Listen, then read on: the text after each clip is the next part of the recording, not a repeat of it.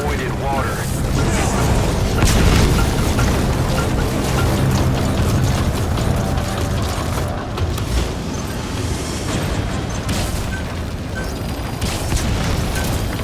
Roger.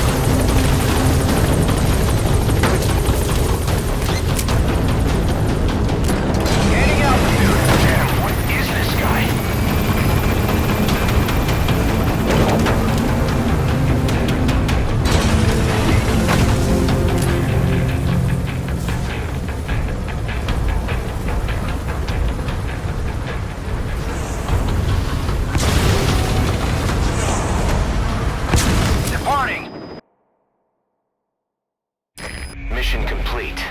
I know we can do better next time.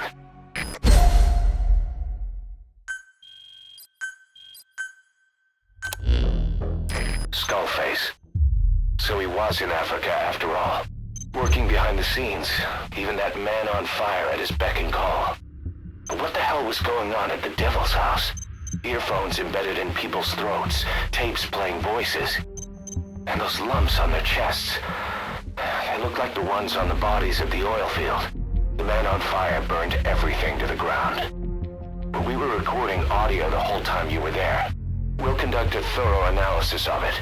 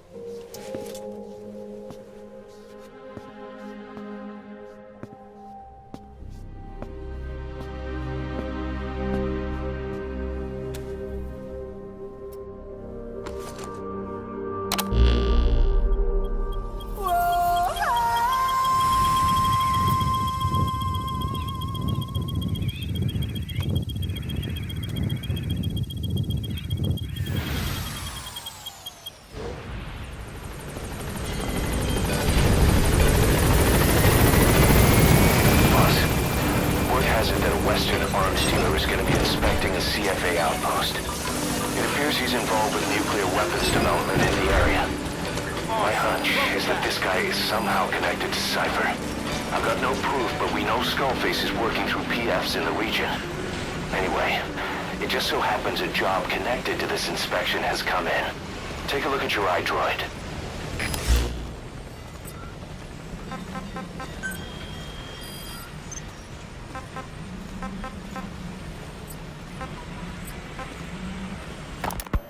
The contract is to eliminate a high-ranking CFA officer. CFA doesn't just hire UNITA soldiers as mercenaries. They're also supplying UNITA with weapons. It just smacks of Western nations manipulating them against the socialist MPLA. Naturally, the MPLA is not happy with the situation and wants us to put a stop to it. Your standard issue East-West proxy war. Except it appears our target is the man in charge of how many weapons get supplied to UNITA. Apparently his MO is to keep the Civil War going as long as possible, so CFA can keep making a profit. Bad for business if UNITA wins too soon. So they sit back and suck the people dry. Parasites of war. Our intel suggests the target rarely ventures outside of Nova Braga Airport. But rumor has it that a Western arms dealer is headed there soon for an inspection. That could be your chance to eliminate the target from a distance. We also heard that he plans to leave the country following the inspection. This may be our only opportunity to take him out.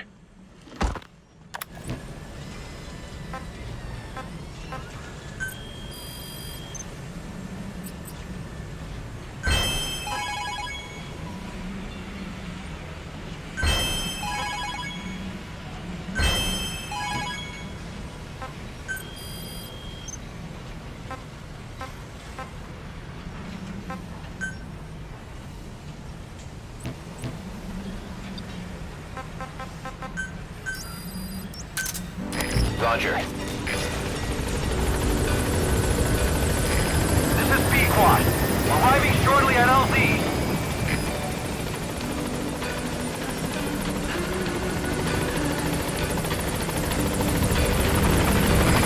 This is Pequod. On station at LZ.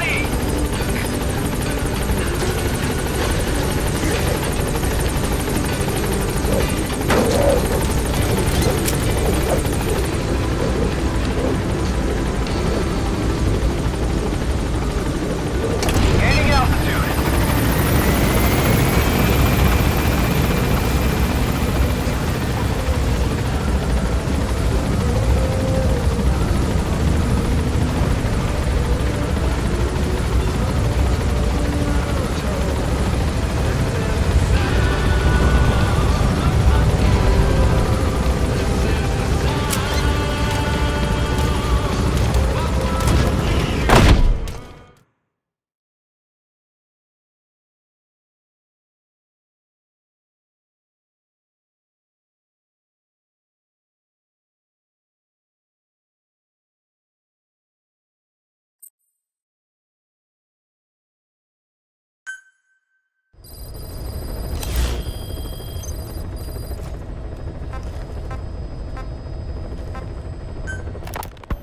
Boss, about those invalids you saw in that devil's house.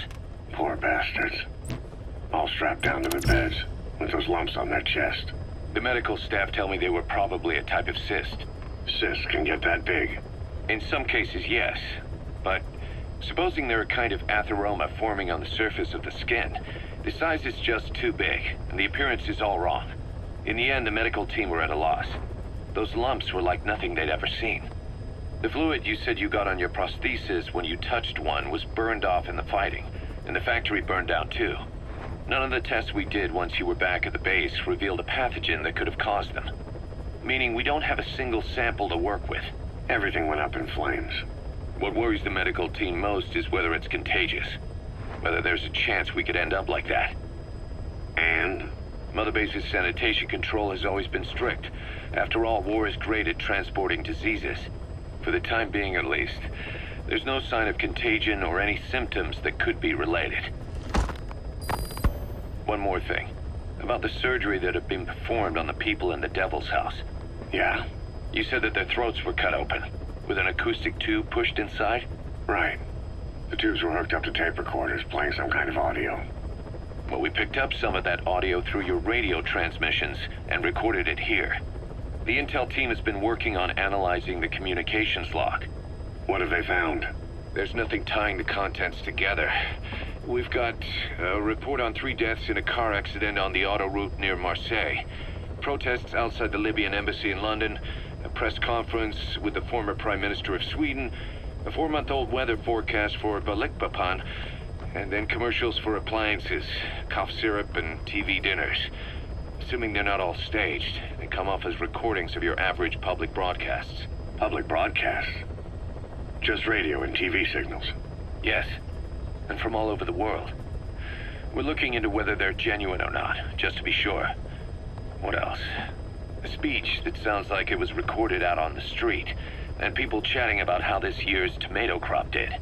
And there's nothing they have in common? We're partway through the cryptanalysis. That includes checking all audio ranges and running it backward and at different speeds.